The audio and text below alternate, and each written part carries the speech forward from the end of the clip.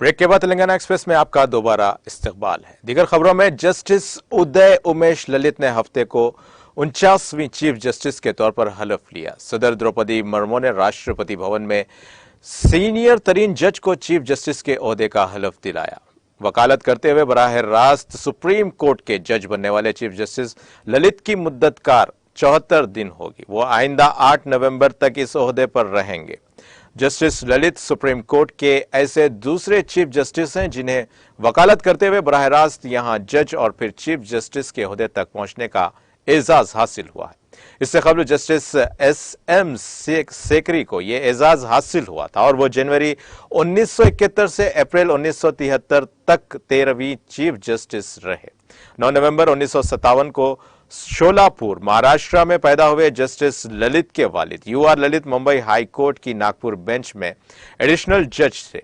जून 1983 में बतौर वकील रजिस्टर्ड हुए और दिसंबर 1985 तक मुंबई हाई कोर्ट में प्रैक्टिस की।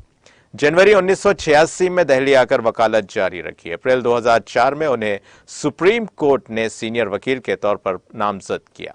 उन्होंने बहुत से मामलात में एमएक्स क्यूरी के तौर पर काम किया। उन्हें सुप्रीम कोर्ट के हुक्म के तहत तमाम 2G मुकदमात की समाअत के लिए सेंट्रल ब्यूरो ऑफ इन्वेस्टिगेशन के खुसूसी पब्लिक प्रोसिक्यूटर के तौर पर मुकर्रर किया गया था। वो 2 मुद्दतकार के लिए supreme court of India legal services committee के रुकन रहे और 13 अगस्त 2014 को सुप्रीम कोर्ट ऑफ इंडिया के जज मुकर्रर हुए।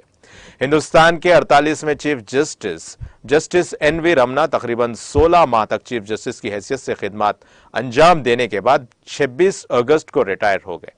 जस्टिस ललित के बाद जस्टिस DY चंद्रचूड़ हिंदुस्तान के 50वें चीफ जस्टिस बन सकते हैं। ऐसे में वो तकरीबन 2 साल तक चीफ जस्टिस ऑफ इंडिया रह सकते हैं।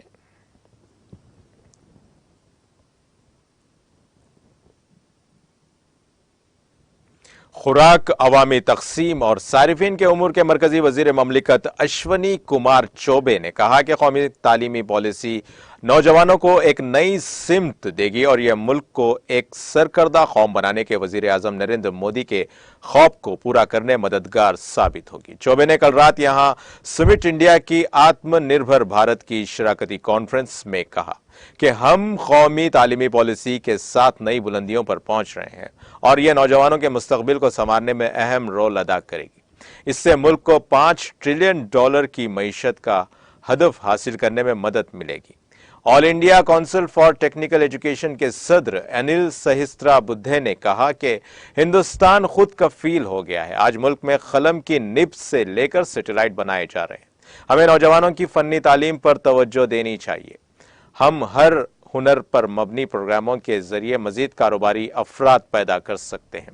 इससे रोजगार के मौके भी बढ़ेंगे। श्याम जाजो सदर समिट इंडिया ने कहा कि खुद कफील हिंदुस्तान की तरक्की के बुनियादी ढांचे की सिमत में एक अहम कदम है। समिट इंडिया के जरिए हमारा मकसद हुकूमत की तालीम और रोजगार की पॉलिसीज के बारे में बेदारी बढ़ाना है। उन्होंने कहा कि हम निचली सतह पर लोगों तक पहुंचेंगे, इसे कामयाब बनाएंगे, उससे रोजगार के मौके पैदा होंगे, लोग खुद इन्हिसार होने लगेंगे और खुद कफील हिंदुस्तान का ख्वाब पूरा होगा। इस मौके पर आजादी का अमृत महोत्सव प्रोग्राम के दौरान तालीम, साइंस और टेक्नोलॉजी, मेडिकल साइंस, फलसफा, मुस्बित रवैया और उनकी उम्दा कारकर्दगी के लिए नेशनल अचीवमेंट अवार्ड 2022 के साथ कुछ मुस्तहिक खुद इन्हिसारी वाले कौमी हीरोज को एजाज से नवाजा गया।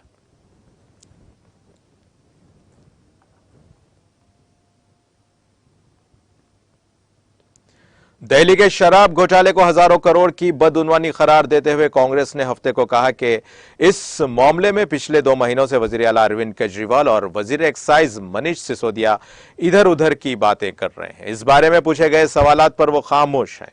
कांग्रेस के सीनियर तर्जुमान अजय माकन ने यहां पार्टी हेडक्वार्टर में एक प्रेस कॉन्फ्रेंस में कहा कि मरकजी तफ्तीशी ब्यूरो CBI को इस मामले में सिसोदिया के साथ साथ दिल्ली डेवलपमेंट अथॉरिटी DDA और दिल्ली म्युनिसिपल कॉरपोरेशन MCD के भी किरदार की जानी चाहिए। उन्होंने कहा कि जब दिल्ली में शराब की दुकानें खुल रही थी तो डीडीए और एमसीडी ने इस मामले में कार्रवाई क्यों नहीं की। तर्जुमान ने कहा कि आम आदमी पार्टी स्वराज लाने और बदउनवानी के खात्मे के लिए दो अहम इश्यूज पर इख्तिदार में आई थी, लेकिन दिल्ली के रिहायशी इलाकों में शराब की दुकानें खोलकर उसने इन दोनों बुनियादी बातों को दागदार कर दिया है। हैरत अंगेज बात है कि एमसीडी और डीडीए भारतीय जनता पार्टी की हुकूमत में आते हैं, लेकिन इसने शराब की दुकानों को सील करने का काम नहीं किया।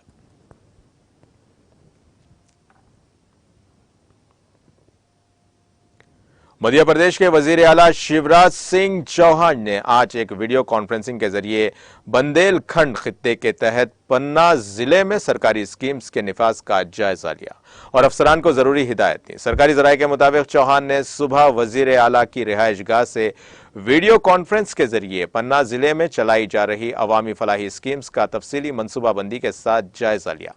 उन्होंने कलेक्टर से स्कीम्स के निफाज की सतह के बारे में मालूमात हासिल की। चौहान ने कहा कि प्रधानमंत्री आवास योजना और दीगर मुस्तफिदीन पर मबनी स्कीम्स के निफाज में कोई तरीक़ेकार में ताखीर नहीं होनी चाहिए। रियासती वजीर बराए आबी वसाइल और पन्ना जिले के इंचार्ज राम किशोर कानवरे, मादनी वसाइल और मेहनत के वजीर ब्रजेंद्र प्रताप सिंह और सागर डिविजनल कमिश्नर समेत सीनियर ओहदेदार भी वीडियो कॉन्फ्रेंस में शामिल हुए। एडिशनल चीफ सेक्रेटरी और प्रिंसिपल सेक्रेटरी सतह के अफसरान भी वीडियो कॉन्फ्रेंस में शामिल हुए। वजीर आला ने जिला में प्रधानमंत्री आवास योजना के तहत बनाए जाने वाले मकानात के काम का तफसील से जायजा लिया। उन्होंने कहा कि इस स्कीम के निफाज में किसी तरीक़ेकार में ताखीर नहीं होनी चाहिए। इसी तरह उन्होंने दीगर स्कीम्स के निफाज से मुतालिक हिदायत भी जारी की।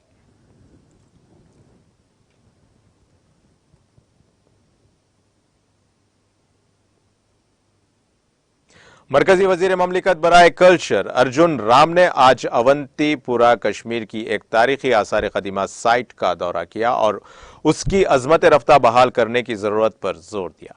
इस मौके पर बीजेपी के तर्जुमान अल्ताफ ठाकुर, एडीसी अवंतीपुरा, ओएसएसपी अवंतीपुरा भी मौसूफ के हमरा थे। मीडिया से बात करते हुए अर्जुन राम ने बताया कि मरकजी वज़रा के दौरे कश्मीर का मकसद ये है कि इस बात का जायजा लिया जाए कि क्या मरकजी मुआविनत वाली स्कीम्स का फायदा जमीनी सतह पर मिल रहा है कि नहीं। उन्होंने बताया कि उनकी वजारत जम्मू कश्मीर के तारीखी नवादरात को महफूज बनाने के लिए तमाम तर इक़दामात उठा रही है।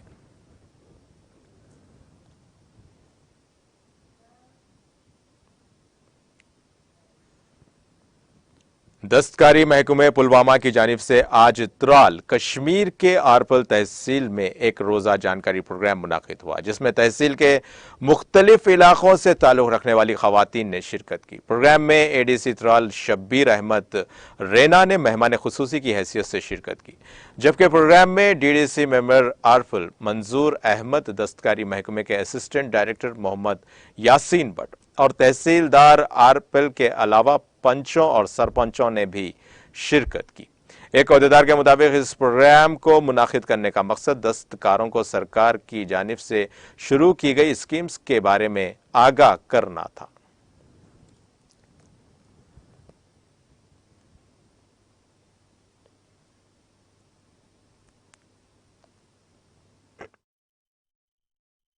बेसिकली इसका मकसद है कि जितने भी डिपार्टमेंट से स्कीम्स आ रहे हैं दस्तकारों की बुनकरों की बहबूदी के लिए, उन स्कीमों की जानकारी इन दस्तकारों और बुनकरों तक हमारी पहुंचाने की जिम्मेवारी बनती है कि सरकार इनके लिए क्या कर रहा है। एम्प्लॉयमेंट जनरेशन किन किन चीज़ों से होती है, इन स्कीमों से एक बहुत बड़ी एम्प्लॉयमेंट जनरेशन होती है। इसी मकसद के लिए हमने आज इस दूर दराज एरिया में इस ब्लॉक आरिफल में ये प्रोग्राम मुनक़िद किया, क्योंकि यहाँ पे हमारे जितने भी आर्टिज़न हैं बुनकर से उनकी बहुत बड़ी तादाद है जो हमारे इस हैंडीक्राफ्ट हैंडलूम से वाबस्ता है। इसी मकसद से आज हमने ये जानकारी कैंप यहाँ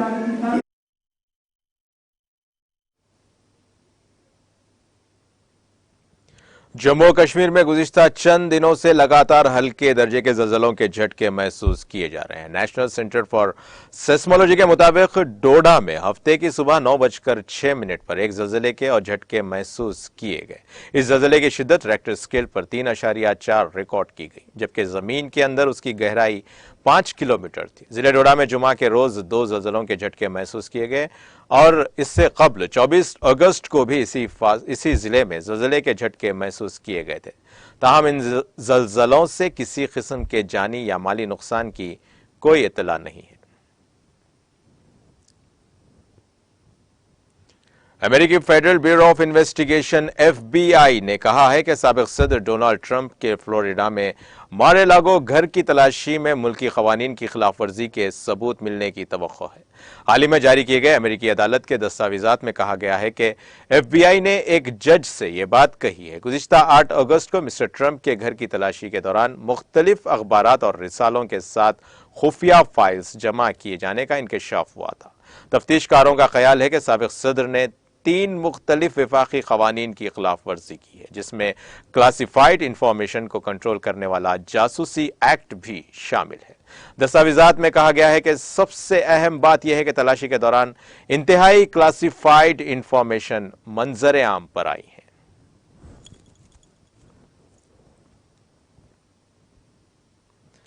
पाकिस्तान में तबाहकुन सैलाब से अब तक 980 अफराद हलाक हो चुके हैं और हुकूमत इस आफत से निमटने के लिए अक़वाम मुत्तहिदा समेत आलमी बरादरी से मदद की अपील करने पर मजबूर हो गई है। पाकिस्तान में बारिशों का सिलसिला जारी है। 14,450 अफराद जख्मी हुए हैं और 8,02,583 जानवर मर चुके हैं, जबकि तकरीबन 50 लाख अफराद को राहती कैंप्स भेज दिया गया है। हुकाम के मुताबिक बड़े पैमाने पर राहत और बचाव काम जारी है। उन्होंने कहा कि दरियाए सिंध और स्वात के सैलाब से सूरत हाल मजीद खराब हुई है और हलाकतों की तादाद 1000 तक पहुंच सकती है। बलोचिस्तान के कई अजला में कम अज कम 6 मजीद बांध टूट गए। पाकिस्तानी अखबार डॉन की रिपोर्ट के मुताबिक खैबर पख्तानख्वा की सूबाई हुकूमत ने 30 अगस्त तक कई अजला में बारिश के बायस हंगामी हालात का ऐलान कर दिया है। शहबाज शरीफ हुकूमत ने तमाम मुतासरा सूबों में फौज को तैनात कर दिया है। बांग्लादेश ने कश्तिया के भेरा मारा सब डिवीजन में वाक़े high voltage direct current power system के जरिए नेपाल से 40 से 50 मेगावाट बिजली बरामद करने की इजाजत के लिए नेपाल के साथ मुश्तरका तौर पर हिंदुस्तान से दरखास्त करने का फैसला किया है। ढाका ट्रिब्यून की रिपोर्ट के मुताबिक बांग्लादेश और नेपाल के दरमियान तवानाई ताउन के लिए तश्कील दी गई सेक्रेटरी सतह की ज्वाइंट स्टीयरिंग कमेटी JSC की मीटिंग में नेपाल इलेक्ट्रिसिटी अथॉरिटी और बांग्लादेश इलेक्ट्रिसिटी डेवलपमेंट बोर्ड ने हिंदुस्तान की सबसे बड़ी बिजली पैदा करने वाली कंपनी NTPC से Baharampur Bheramara cross border power transmission link के जरिए से फरीकी बिजली की फरोख्त और खरीदारी के लिए दरख्वास्त करने का फैसला किया गया। साल 2013 में हिंदुस्तान और बांग्लादेश ने दोनों मुल्कों के दरमियान Baharampur Bheramara cross border power transmission link का इफ्तिताह किया था। मीटिंग में नेपाल बांग्लादेश वक्फशुदा पावर ट्रांसमिशन लाइन की तरक्की के लिए दोनों ममालिक और हिंदुस्तान के दरमियान से फरीकी मुआहदे के लिए कोशिश करने का फैसला किया गया। JSC की मीटिंग में नेपाल की वजारत तवानाई, आबी वसाइल और आबपाशी के सेक्रेटरी सुशील चंद्र तिवारी और बांग्लादेश की वजारत तवानाई और मादनी वसाइल के सेक्रेटरी मोहम्मद हबीबुर रहमान और दोनों ममालिक के दीगर अहम इंतजामी हुक्काम मौजूद थे।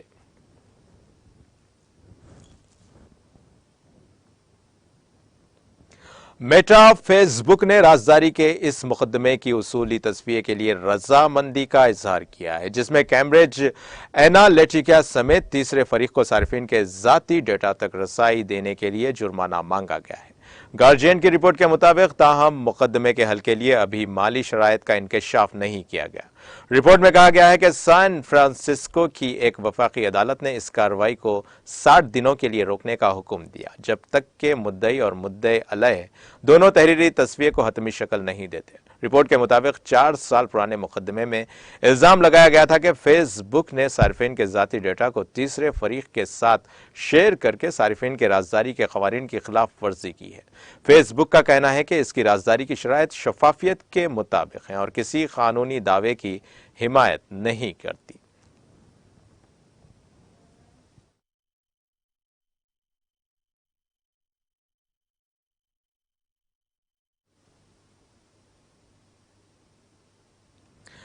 आइए आखिर में डालते हैं हेडलाइंस पर एक और नजर। वजीर आला तेलंगाना से 25 रियासतों की किसान तंजीमों के लीडर्स की मुलाकात। केसीआर ने तेलंगाना के शोबे ज़राअत और आबपाशी की तरक्की की तफसीलात से वफ्द को करवाया वाकिफ। केटीआर ने अंबेडकर ओपन यूनिवर्सिटी में मुसाबिकती इम्तिहानात के लिए मुतालियाती मवाद किया जारी। रियासत और मुल्क में मजहबी मुनाफरत फैलाने वालों को बनाया तनकीद का निशाना।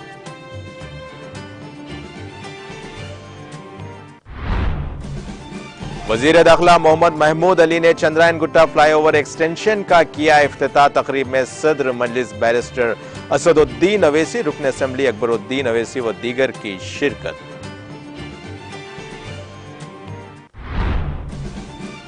चीफ व्हिप विनय कुमार ने हनमकुंडा कलेक्ट्रेट में मुनाकिदा जायजा इजलास में की शिरकत। गणेश त्योहार के पुरअमन इनेकाद के लिए मौसर इंतजामात करने की ओहदेदारों को दी हिदायत।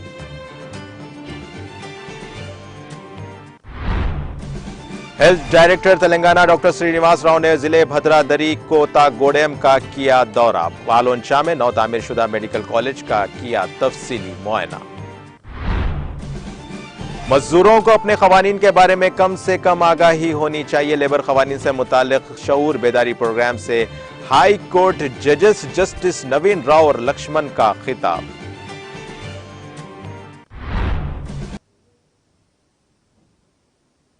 इसी के साथ ही तेलंगाना एक्सप्रेस का सिलसिला यहीं खत्म होता है। ताजा खबरों के लिए देखते रहिए टीटीवी और अब मुझे दें इजाजत।